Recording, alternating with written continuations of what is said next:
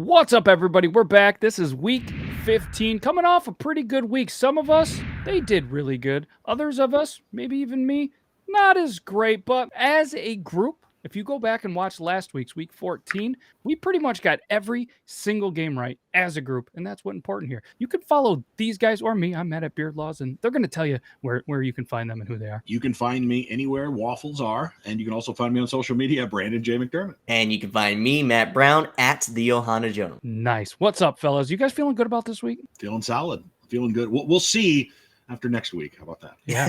I agree. I got nothing to add to that. Yeah, and we thank you guys a lot for looking into this and putting your comments. We saw a couple of parlay picks from you guys as well, and it's just fun to see the interaction, so we do greatly appreciate it. Now that we've buttered you up a little bit, let's get into the picks, just in case our week's a little off. But let's start right now with the Thursday game. Kansas City, who is red hot, traveling to take on the Los Angeles Chargers, and the Kansas City Chiefs are a 4-point road favorite. Finally, it's clicking for the Chiefs after two back-to-back AFC West rivals get waxed. Next up, it's the third one, the Chargers, another division rival. This game is in LA and could be a close one. Chargers have won 2 straight, and both of those teams have been good over the past 6 games against the spread, both the Chargers and the Chiefs. That said, the Chiefs have been really good, and they've been very good over the past few weeks. So I'm going to take the Chiefs here to win, and to win easily. I'll say this one thing. Don't forget that it was the Chargers that beat the Chiefs back in September, the first time they met up this year. This time, though, I don't think it's Patrick Mahomes and the offense that make the difference. I think they've just been able to, get to the Raiders twice over the last few weeks. I think it's actually the Chiefs' reinvigorated defense that has surprised me. They've allowed just 9 points in each of their last 3 games, and the Chargers may be without Austin Eckler in this one, so I like the Chiefs here. Like you said, the Chargers, they beat them by 6 and easily covered the spread last time they played in September. I'm going to go with the Chargers here. 1, because that way one of us is right, and 2, I like the 4 points. I think the line is definitely going to move depending on Eckler's health, but I think he's going to play. Chargers looked really good against a really bad Giants team, but there's been a lot of teams that have played down to their opponents. I like the Chargers to keep this one close. All right, let's talk about Las Vegas Raiders, who are the underdog on the road, traveling to Cleveland, coming off a nice game last week in Cleveland. They're a 6-point home favorite. It could be 20 years in. I'm still not going to feel comfortable calling the Raiders the Las Vegas Raiders. So I'm with you now. Weird. There is something, though, about a late season game in Cleveland that just screams slobber knocker. A decent sized line here with the Raiders raidering as of late. But the Browns have been 0-4 against the spread over their last 4 games. The Raiders have been solid as road dogs, and I expect them to keep it tight and maybe even win. I'm taking the Raiders in the points here. I really don't think the Raiders are that bad and the Browns are that good. Yes, Cleveland should have won this game, but don't forget that they thrive off of running the ball and playing good defense. That means closer scores and lower scores as well. I just think this is too many points here, and the Raiders can cover. The Raiders have been terrible, and I like that they're starting off some Saturday games to give us a little more football in our week, and this is another Saturday game. I think Baker Mayfield loves the prime time. I like the Browns here to easily handle the Raiders and cover the spread. You have the New England Patriots traveling to take on the Indianapolis Colts. And the Colts are surprising, in my opinion, 2.5-point favorite at home. You think this is going to be a good game? I don't know. Both of these teams are well rested after bye weeks last week. I've been big on the Colts this season, and they're 6-2 against the spread over their last 8. But here's a stat that really just sticks in my craw. The Pats, they're not only on a 7-game winning streak, they're on a 7-game cover streak.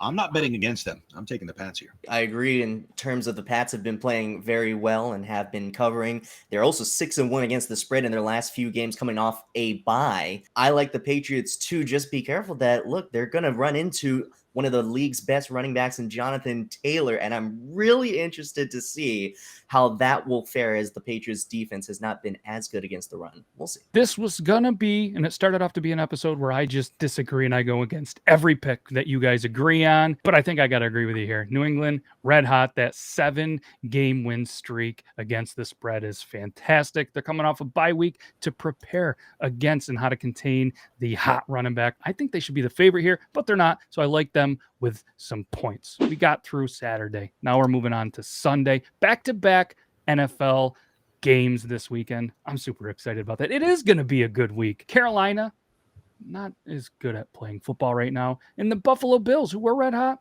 also not playing great football, but for whatever reason, they're a 10.5-point home favorite. This one sticks off the page more than any other game when it comes to lines for me this week.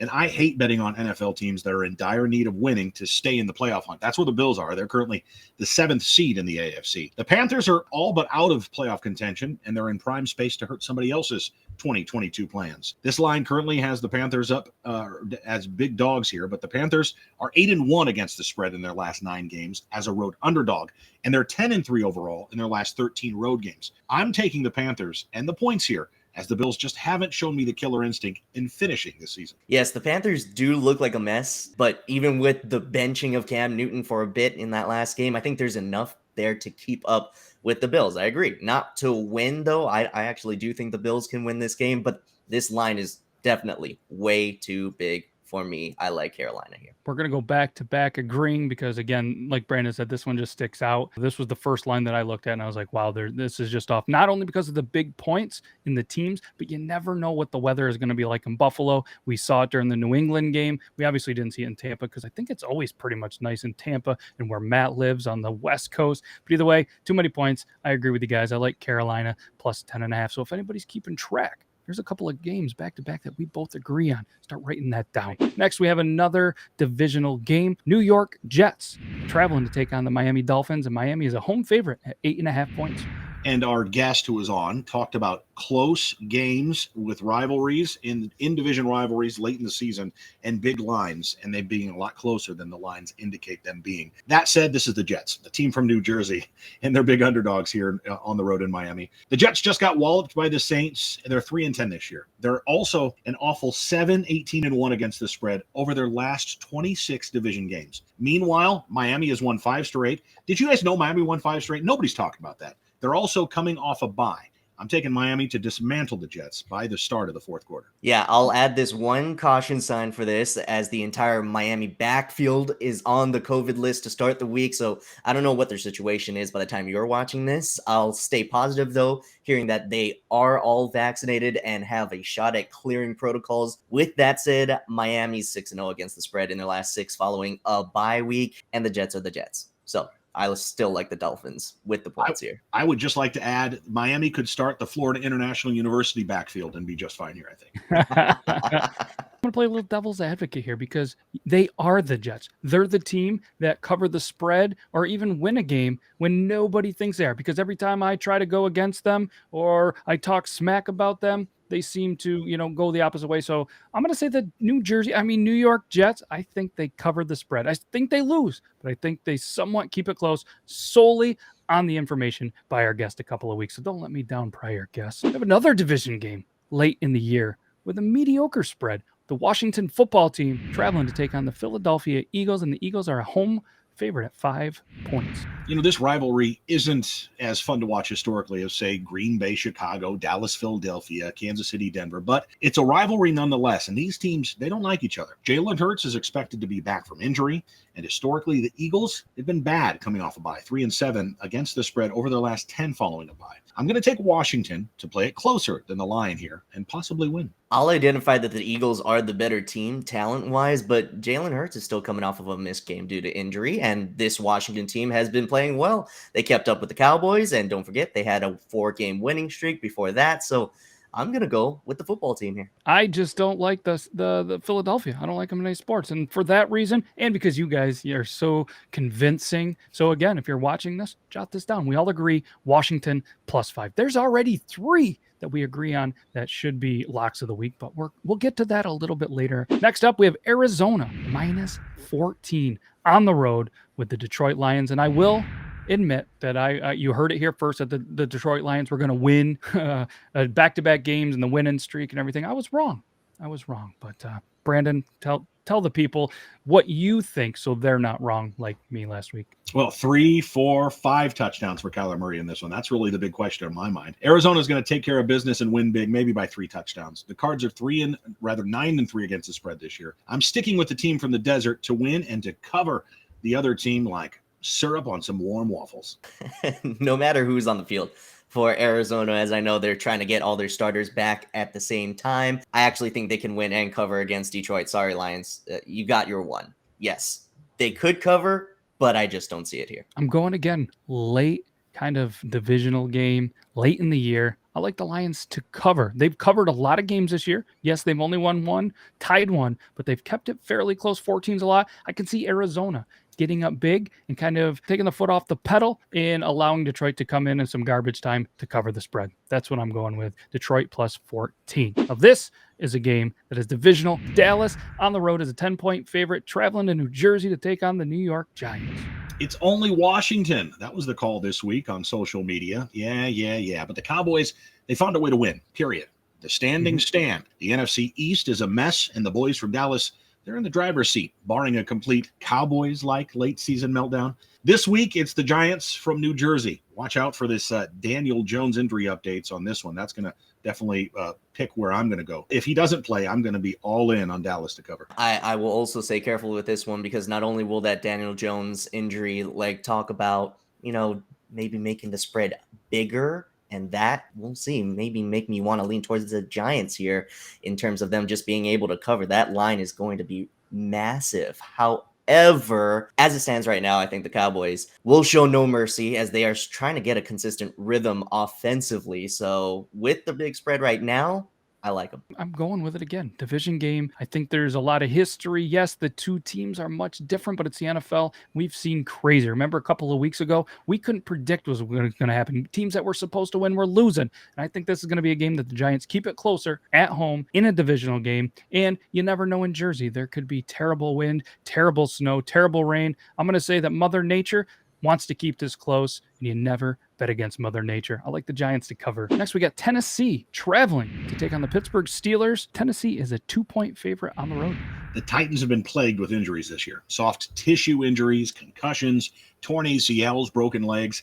Lions, Tigers, and Bears, oh my. But somehow they're 9-4 and in the control of their own fate the rest of this year. In the last 5 games, following against the spread wins, the Titans are 4-1 against the spread.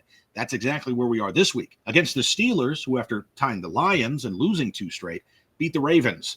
But in this one, I'm taking the Titans to win and to cover on the road. I still think that the Titans are in disarray offensively without Derrick Henry. And of course, all the added injuries, as Brandon just mentioned, but they just happened to get the Jags last week. I think the rested Steelers team with a bunch more, offensive planning, because they had a Thursday game last week, will be a much more formidable opponent. So much so that I think they'll actually win. I'm liking those terrible towels this week. Man, I hope you're right, because they desperately need a win in Tennessee. Like you said, they are a quiet 9-4. Not a lot of people talking about it. They're finding ways to win. And Steelers, they're good at finding ways to lose. And they've really yet to put together a whole game. And I think they get down, and Tennessee doesn't allow them to get back. I like Tennessee -2 on the road. I don't think 5 people are going to watch this game. The only play it's going to get is if anybody happens to score on the Red Zone channel. Houston Texans traveling to take on the Jacksonville Jaguars, and the Jaguars are a 3-point favorite. If I could give any opinion, I think you just avoid this game altogether, unless they have a promotion where you get to go to the game for free and you live in Florida. It'd be cool to go watch it just for fun. Brandon, I'm going to let you just go ahead. The battle of 2-11 teams. And as Matt said, you'll only be able to watch this game on YouTube next week. The Jaguars are determined to be the most controversial team this year. And the Texans are determined to say, hey, at least we beat the Jaguars twice this year. They did win earlier this year against the Jags, 37-21. I'm expecting more of the same. The Jacksonville defense isn't as hands-on as their head coach. So I'm going to take the Texans to win by a touchdown. Look, this is my weekly nope game. I don't want to have any part of this. This is now the tanking game. And who's better at losing for a high draft pick? With public dysfunction around Jacksonville, I think they'll win or lose. Well, win at being the better loser, which means I like Houston as a better in this one. They're both bad, and to be honest, I wouldn't touch this game, but you're here to let us make predictions for you. I'm going Houston +3. Maybe it'll be a really close game. Maybe it won't. I don't know. Let's move on, because that's really what everybody's doing on the video right now. Cincinnati traveling to take on Brandon's Denver Broncos. Denver is a 1.5-point home favorite. An interesting matchup, to be sure. This one's kind of went back and forth a little bit. It's practically a toss-up. Denver's a tough place to play, especially late in the season. But the Bengals, though, they're great on the road, going 7-2 against the spread with winning against teams with winning records. Denver is a team I really can't put my finger on. Are they average? Are they below average? Are they bad? It's the same story since Super Bowl 50. I'm taking the Bengals to win. Yeah, I can't really get a read on the Broncos either. I can get a read on how explosive the Bengals can be. And yes, even if Denver is a tough place to play in, I think Joe Burrow and company will have enough firepower in this one. I like Cincinnati. For anybody keeping track of the ones that we agree, this is another one. I really like Cincinnati. They have a little bit more to play for here. I think they're going to get a little bit healthier, even though it was a tough battle last week. I like Cincy with the points on the road. Atlanta Falcons traveling to take on the San Francisco 49ers. The Niners are an 8.5-point home favorite. The 49ers just beat the Bengals in overtime and are the 7th seed in the NFC in the playoff picture. And though the Falcons are just 2-3 over the last 5, those 3 losses were to the Bucs, the Pats, and the Cowboys. They're not a bad team, and they aren't technically out of the playoff hunt, believe it or not. But they do need to win out here. Atlanta is good against the spread on the road, but only 1-5 against the spread over their last 6 games against teams with winning records.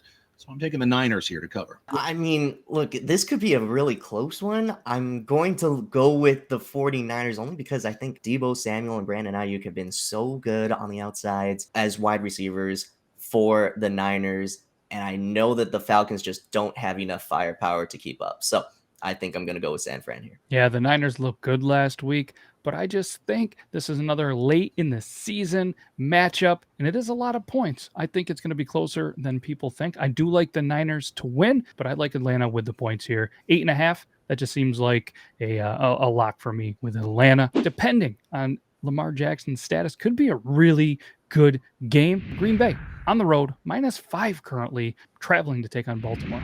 What would be a great matchup could be sullied by the fact that both Aaron Rodgers and Lamar Jackson are dealing with injuries, and their status is up in the air for this game. Green Bay is a great team, but without Rodgers, they're only good. The Ravens are good and dangerous with Jackson, but just meh without him. Baltimore does play well at home, so I'm taking the Ravens to keep it closer than the spread. Okay, so can we go with maybe analyzing off of the backups? Should both backups play? Jordan Love versus Tyler Huntley. I do like how explosive Tyler Huntley has been, even with just his legs. And he was able to keep up with Cleveland this past week, well, a 4.5. The Ravens defense might be a little bit better than Green Bay's defense, so I'll go with the Ravens. I'll agree with you, Brandon. I'm going to say Rodgers is going to play. He's one of the toughest dudes left in the NFL. And then for that reason, I like Green Bay here to keep it rolling. Rodgers, don't let me down, because the people in the comments are going to be all over me how many I've already got wrong this week. So do this for me, Aaron Rodgers, in the beard connection. All right, thanks. Seattle Seahawks traveling to take on the Los Angeles Rams. And the Rams are a 6.5-point home favorite. Late season Seahawks and Rams games are always fun. Seattle just blew out the Texans last week, and the Rams are looking to switch it up after 3 tough losses in a row. Seattle isn't good against the spread on the road, losing 10 of the last 14.